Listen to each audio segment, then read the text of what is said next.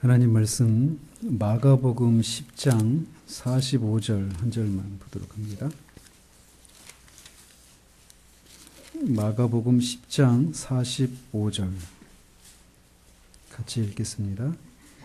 인자가 온 것은 섬김을 받으려 함이 아니라 도리어 섬기려 하고 자기 목숨을 많은 사람의 대속물로 주려 함이니라. 아멘. 네, 오늘은 마가복음 어떻게 읽어야 되는지 살펴봅니다. 이 마가복음은 초기 교부들의 그런 작품들, 그리고 또 초기 교부들에게서 나온 그 여러 가지 증거들이 베드로가 예수님의 말씀과 행적에 대한 기록을 자신의 수행원이자 서기관인 이 요한 마가에게 넘겨주었다라고 주장하고 있습니다. 특별히 그 초기 교보들 중에 한 사람이었던 파피아스라고 하는 사람이 있는데, 그 파피아스라고 하는 사람이 전한 그런 얘기를 그 후에 그 역사가인 유세비우스라고 하는 사람이 기록을 해놓았어요. 근데 그 파피아스라고 하는 주교가 뭐라고 말을 했냐면 이렇게 얘기를 했습니다. 파피아스 그 자신이, 이 파피아스는 주 120년경의 그 히에라폴리스라고 하는 그 주교였어요. 그 교회에. 그러니까 얼마 안 되죠.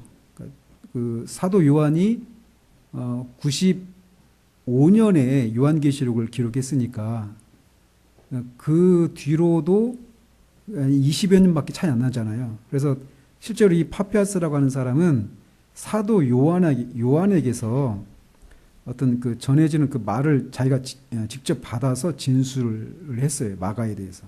마가에 대해서 뭐라고 말을 했냐면, 마가는 베드로의 서기관이었다라는 겁니다. 그리고 마가는 베드로의 말을 자신이 기억할 수 있는 만큼 가장 정확하게 기록을 해 놓았다. 그리고 마가는 예수님의 증인이나 제자는 아니었었다. 그리고 마가의 그 바램은 어떤 내용도 빠뜨리거나 잘못 표현하지 않는 것이었다라는 것입니다. 그래서 이 한마디로 마가복음은 베드로의 수행 비서인 서기관이기도 한 마가가 베드로의 이 지도 아래 기록을 해 놓았다라는 거예요. 그렇기 때문에 사도적이고 신뢰할 만한 그런 기록이라고 그렇게 결론을 지었습니다. 그리고 또 그 외적인 그런 증인들의 증언이 있을 뿐만 아니라 내적인 증거 또한 이 마가복음의 배후에 베드로가 있다라고 하는 것을 우리가 알 수 있다라는 것입니다. 특히 마가가 이 베드로와 관련된 사건들을 진술할 때 굉장히 자세하고 생생하게 기록하고 있다라는 것입니다. 마가복음은 이 마태나 누가복음에 나오는 것처럼 베드로의 약점들을 보여주고 있어요. 다른 마태, 누가복음처럼 마가복음에서도. 그런데 베드로에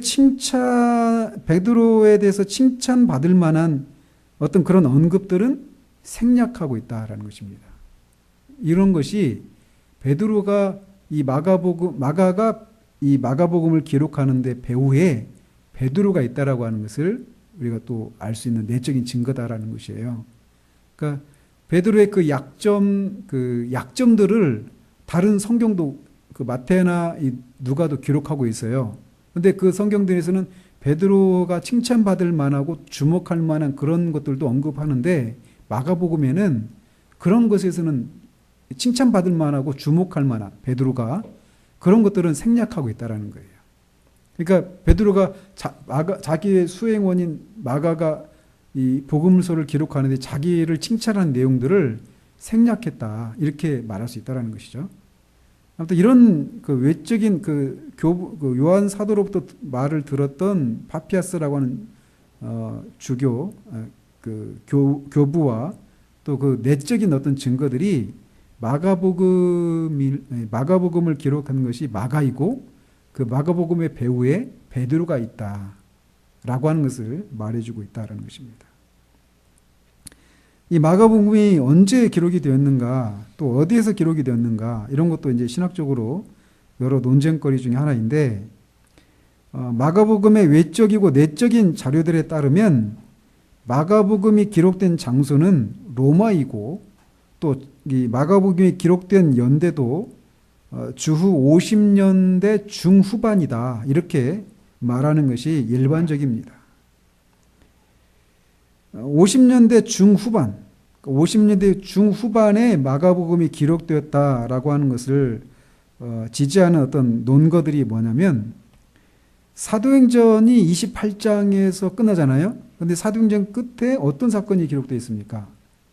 바울이 로마에 가서 이때 동안 3년 동안인가요? 로마에서 감옥에 갇혀 있잖아요. 그러면서 거기에서 이제 감옥에 갇혀 있지만 지하 감옥은 아니어서 사람들이 왕래하면서 복음을 전하고 교제는 할 수 있었어요. 그런 것이 이제 사도행전의 마지막인데 그 시기가 주후 62년입니다. 사도행전 28장에 있는 그 사건이 기록된 시기가. 그래서 이 사도행전이 이 마가복음은 이 사도행전이 기록된 시기 이전이라고 그렇게 추정을 한다라는 것입니다. 왜 그러느냐면, 만일 사도행전이 이렇게 60년대 초반에 기록되었다면 누가복음도, 사도행전 누가 기록했죠? 누가예요, 누가. 누가복음은 누가가, 그죠? 누가복음과 사도행전의 기록자가 다 누가예요.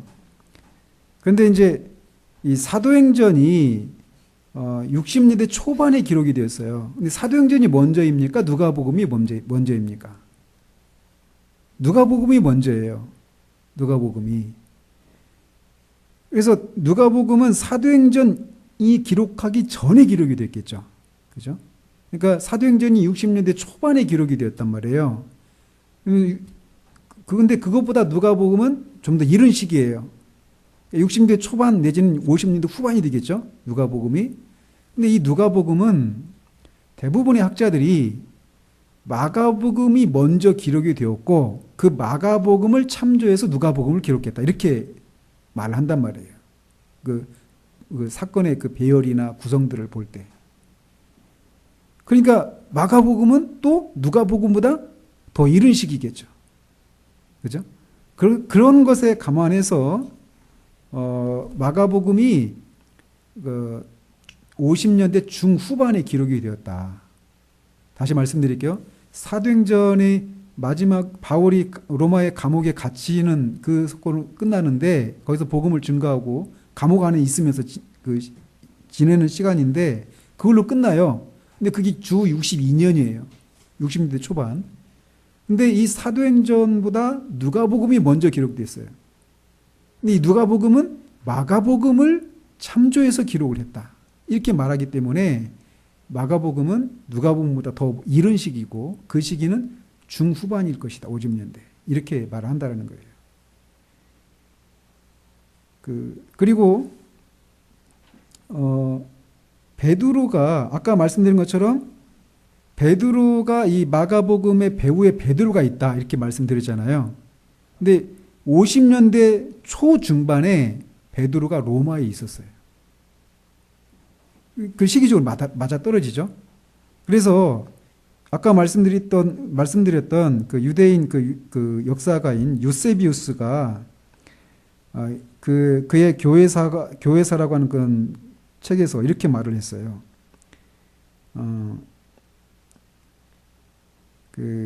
주 54년에 죽은 클라디우스 황제 시대에 우주의 섭리자이신 하나님은 위대하고 훌륭한 베드로를 로마로 인도하셔서 복음을 전파하게 하셨다. 54년경에.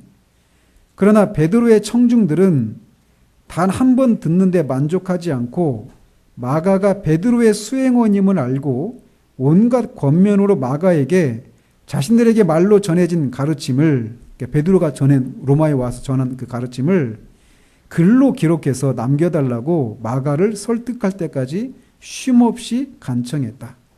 그래서 이것이 마가복음이라고 불리는 성경이 탄생한 원인이 되었다. 이렇게 유세비우스라고 하는 사람의 교회사 속에서 이렇게 인용하고 있습니다.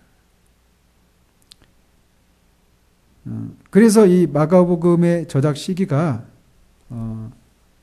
사도행전보다 이른, 또 누가복음보다 이른 시기이고, 또 그 시기는 베드로가 로마에 가서 복음을 전했던 그 시기, 그리고 그들이 떠난, 그 로마에 있다가 떠나는 그 시점에 그 베드로의 수행원이었던 마가에게 그 로마의 청중들이 자신이 말로만 들었던 그 가르침을 잊어버리지 않도록 글로 남겨달라고 하는 이런 간청 끝에 베드로의 감독하에 기록이 된 것이 마가복음이다.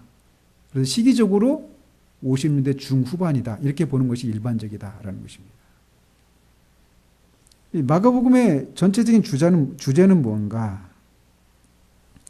이 마가복음의 궁극적인 목적과 주제는 예수님의 보편적인 제자도로서의 부르심을 제시하고 변호하는 것이다 라고 말할 수 있습니다. 마가는 이 책 속에서 자주 이 주제로, 그러니까 예수님의 제자로서의 삶은 어떤 삶이어야 하는가, 이것을 제시하고 변호하는 것이 마가복음의 궁극적인 목적과 주제인데, 마가는 자주 이 주제로 되돌아온다라는 거예요. 그래서 그 이야기를 이렇게 전개하면서 자신의 그 주요 독자층을 예수님을 따르는 자 아니면 예수님을 반대하는 자로 그렇게 구분을 합니다. 그래서 예수님을 따르는 자들은 어떠한 삶을 살아야 되는가, 그리고 그런 삶을 살도록 살아야 하는 그런 이유들이 예수님의 관계 속에서 자꾸 설명하는 방식으로 전개를 하고 있는 거예요.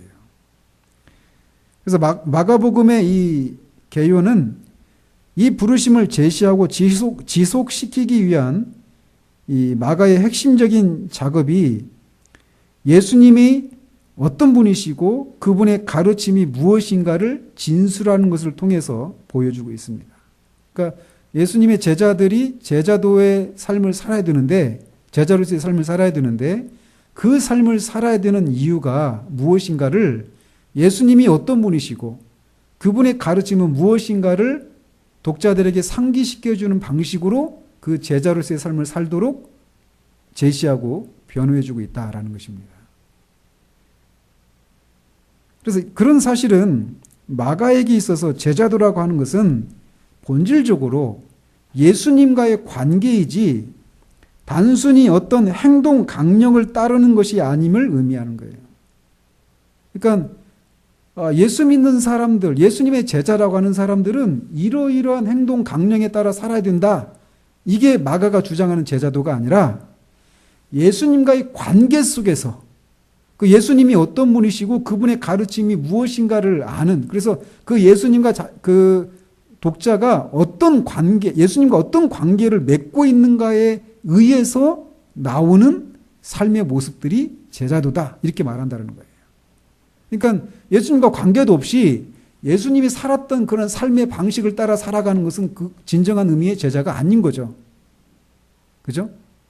그러니까 그리고 또 예수님의 제자라면 당연히 예수님이 어떤 분이시고 그분의 가르침이 어떠하기 때문에 예수님이 사셨던, 또 제시하셨던 그런 삶을 따라 살아야 한다는 거예요. 그래서 제자도의 핵심은 뭐냐? 예수님과의 관계라는 것입니다. 예수님과의 관계 속에서 자연스럽게 논리적으로 따라 나와야 되는 삶이 제자도다. 반대로 예수님과 관계가 없는 그런 행동 강령, 기독교적인 삶의 그런 행동 강령에 따라 살아가는 것은 진정한 의미의 제자도가 아니다라는 겁니다.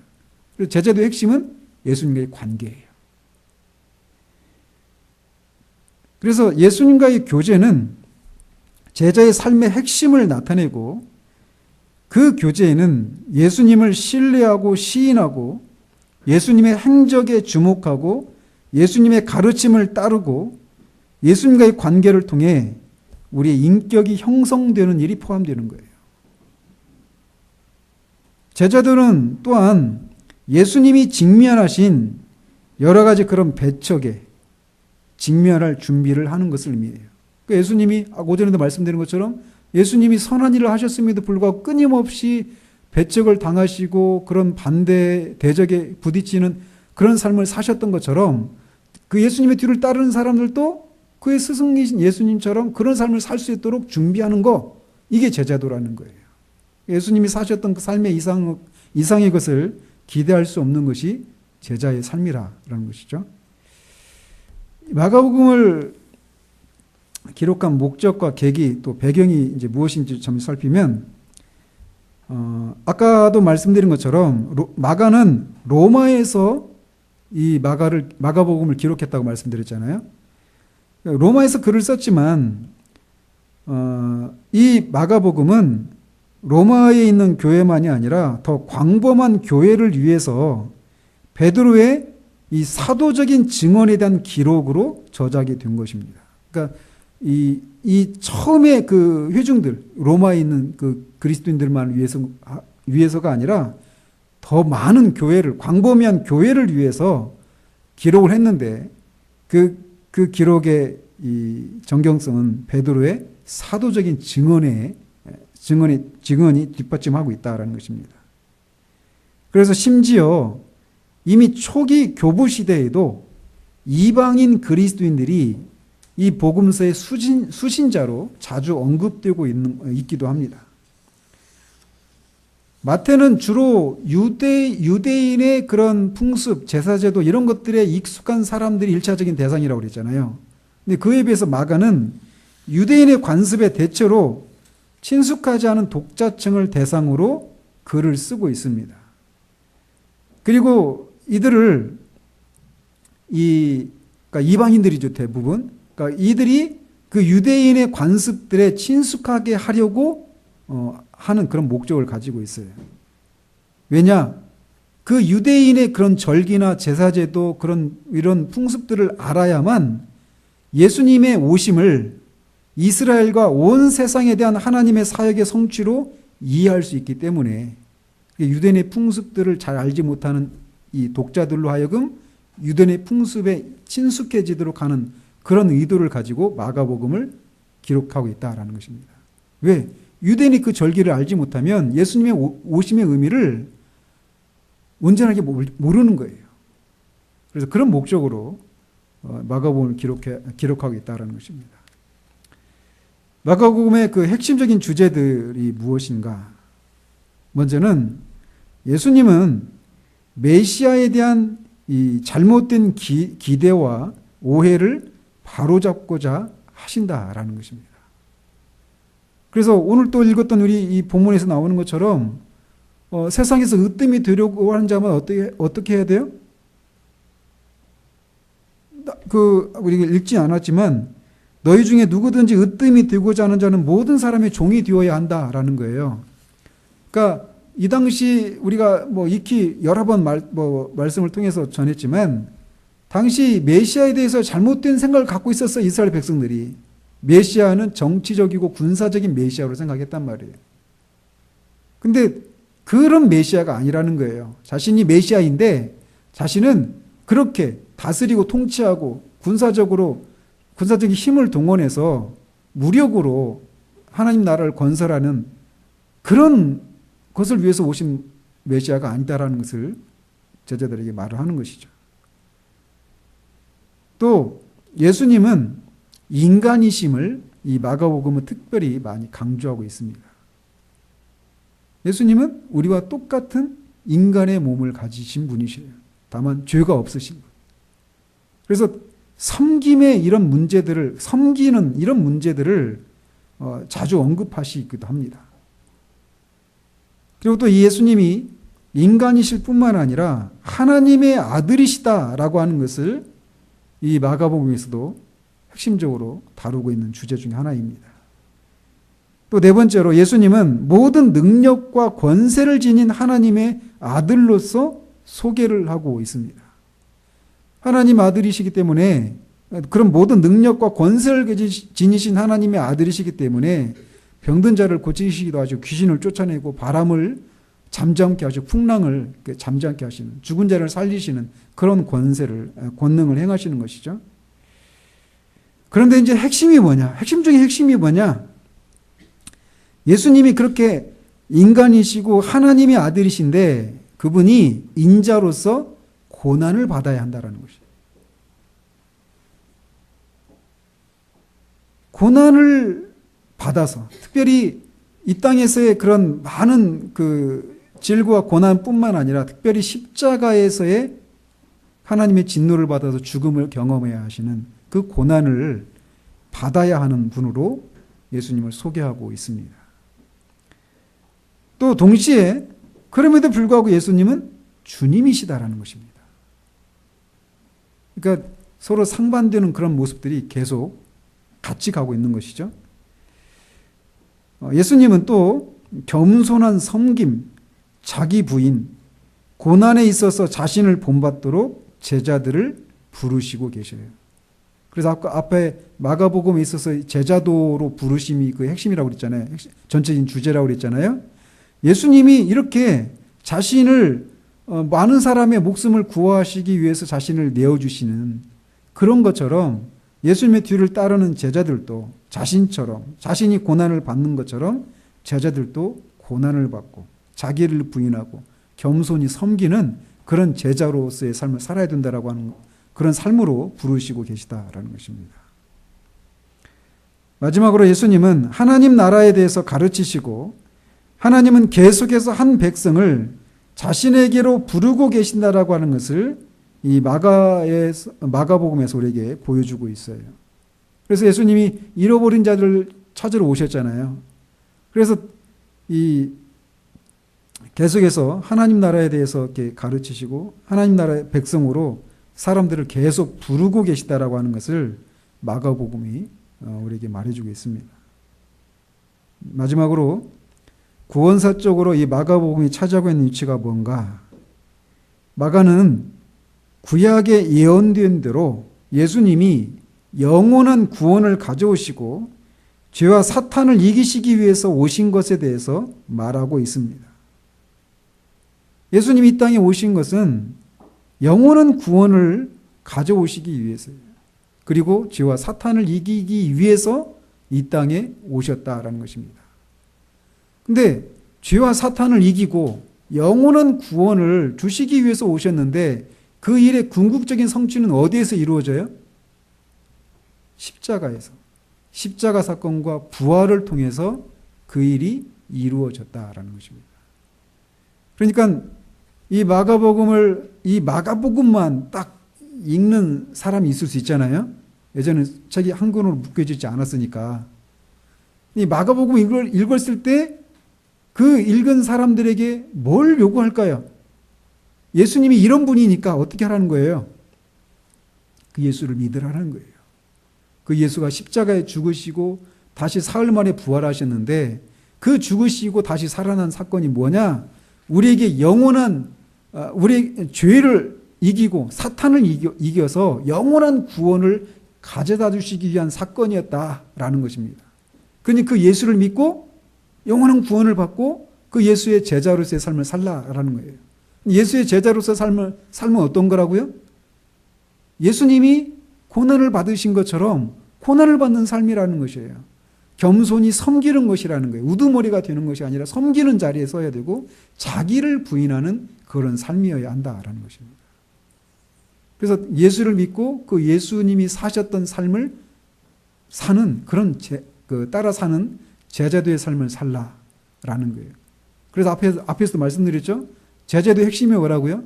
그 행동 강령에 따라 살아가는 것이 아니라 예수님과의 관계라는 거예요. 예수님이 영원한 하나님의 아들이시고 인자이시고 메시아이신데 그의 십자가의 죽으심과 부활을 통해서 죄와 사탄을 이기고 영원한 구원을 가져다 주신 나의 주님이시다라고 하는 것을 믿고 그렇게 예수님과 관계를 맺고 그 예수님이 사셨던 겸손한 섬김과 자기 부인과 고난을 받는 그 삶을 살도록 초청하고 있다는 거예요. 그래서 마가복음만 읽었을 때 이거를 우리가 캐치해내야 한다는 것입니다. 기도하겠습니다. 하나님 아버지, 특별히 이제 고난주간을 지나면서 예수님이 행적을 또 그분의 가르침에 대해서 마가를 통해 기록해 놓은 성경을 우리가 개략적으로 살펴보았습니다. 이 땅에서 사셨던 그 예수, 우리와 똑같이 인간의 모습으로 오셔서 인간의 몸을 입으셔서 피곤하시고 졸리시고 배고프시고 그런 질고를 아셨던 그 예수가 십자가에 죽고 다시 살아났는데 그 예수의 죽으심과 다시 사심은 죄와 사탄을 이기고 우리에게 영원한 구원을 가져다 주기 위한 그런 죽음이요 부활이었다는 것을 믿고 그 예수를 자신의 구세주로 주로 영접하여서 그 예수께서 이 땅에 사시면서 살았던 그 삶의 방식인 겸손히 섬기고 자기를 부인하고 고난을 받는 그런 삶을 살았던 그런 삶을 살도록 하기 위하여서 마가복음을 기록해 놓았다는 것을 우리가 살폈습니다. 하나님, 우리도 이 마가복음을 읽으면서 그 부르심에 우리도 이미 호응하고 또 아직은 호응하지 못한 사람도 있지만 여기 있는 우리 모두가 그 부르심에 호응하고 그 부르심에 따라서 예수님과 관계를 맺고 예수님이 사셨던 그 삶을 살아서 우리도 그렇게 예수님을 신뢰하고 예수님을 따라 사는 삶을 통해서 우리의 인격도 그렇게 예수의 인격을 닮아가는 그런 사람들이 될 수 있도록 주님 도우시옵소서. 특별히 고난주간에 예수님이 그 구원사역을 이루신 십자가를 또 부활을 깊이 묵상하며 지나가는 이 한 주 될 수 있도록 도우셔서 우리 안에서 그 십자가의 그 탁월함을 그것밖에 자랑할 것이 없다라고 말했던 그 사도의 고백이 우리 모두의 고백이 될 수밖에 없는 분명한 이유들을 새롭게 발견하는 그런 한 주간 될 수 있도록 주님 도우시기를 원합니다. 예수 그리스도 이름으로 기도합니다. 아멘.